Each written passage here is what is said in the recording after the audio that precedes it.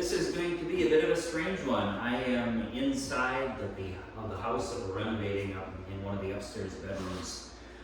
Right now we've got most of the interior painting done. Looks like they did a little touch up today of drywall, and they'll probably put another coat on, the final coat. Most of the flooring is in, and now we're getting ready to have the electrical hooked up and the plumbing hooked up, and the HVAC is all hooked up in the basement, and now we need to run it into the rooms. So we are making progress. So we are done with week 3 now. We're through the first 4 forms quite securely, and added the 5th form, which is the one where we walk backwards. So I'm going to turn around and just demonstrate those 4 forms for you so you've got something to follow along with at home. And then we'll talk about some of the therapeutics that we've been working on. So we always begin in the right cat stance, holding the ball, taking it to the left, shift the weight over, hold the ball on the left, and then bring it on back to the right. Second form is the parting horse's mane. So we take a diagonal step out, a bow step, so it's heel strike first. And as we shift the weight forward, we let the hands part. We need to realign that left foot, so we rock the weight back so we can pivot it, step up into the cat stance, and then capture the ball again. And we take that over to the other side. So bow step on the right hand side, hands part.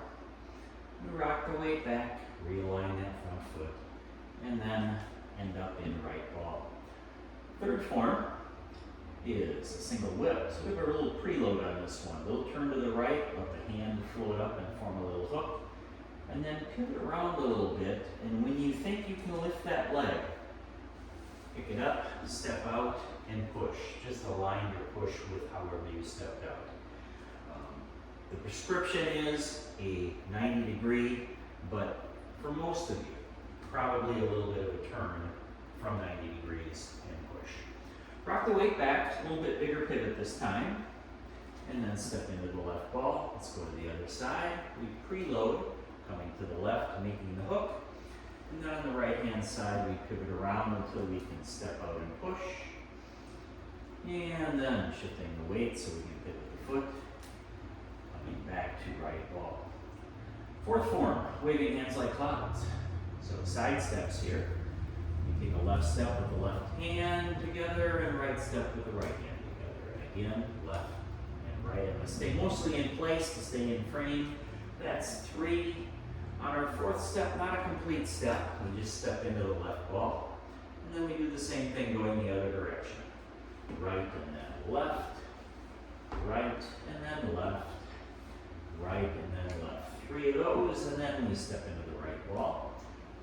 Our newest form, waving or fending off the monkey, is a step backwards. So small step backwards with the left leg as the left arm comes back. And then as we step back to the left cat stance, we capture the ball on the left. Doing the same thing on the other side.